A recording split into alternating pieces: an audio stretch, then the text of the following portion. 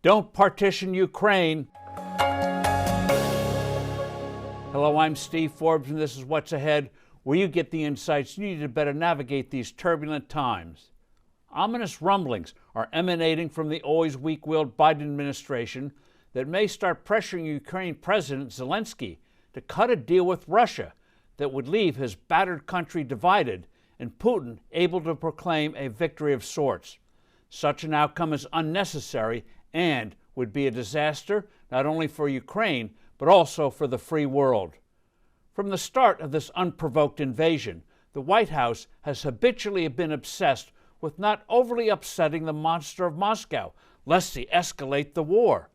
This Craven attitude is why Biden blocked the transfer of those MiG-29s from Poland to Ukraine, and why he is dragging his feet on sending weapons that can knock down high-altitude Russian aircraft. Such a lack of weaponry is enabling Russia to hit Ukrainian cities with increasing ferocity.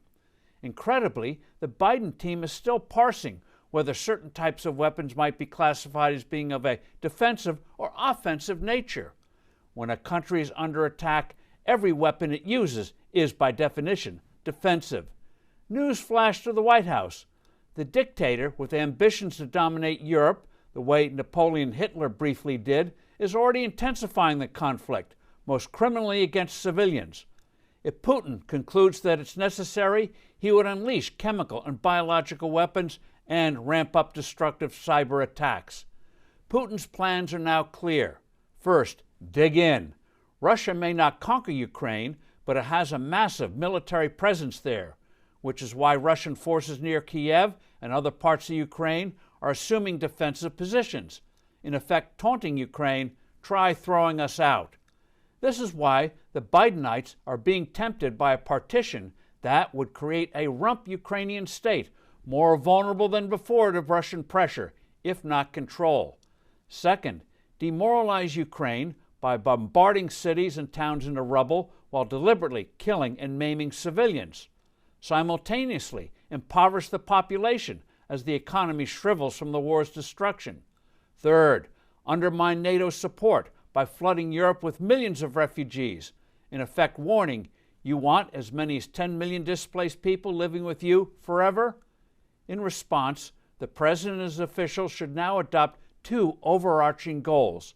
First, a resounding, unmistakable defeat for Putin. Stop the deadly dawdling of delivering weapons to Ukraine. Properly armed Ukraine could actually beat back the invaders. Those dug-in Russians could be blasted away with proper aircraft and missiles. This would be a profound deterrent to Beijing and other would-be aggressors.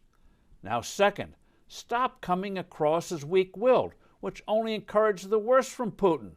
Start by scrapping the incipient, disastrous, deadly nuclear deal with Iran. Americans will be shocked when they learn that since Iran won't talk to our negotiators directly, Biden has been counting on Putin to help hammer out this abominable agreement. I'm Steve Forbes. Thanks for listening. Do send in your comments and suggestions. I look forward to being with you soon again.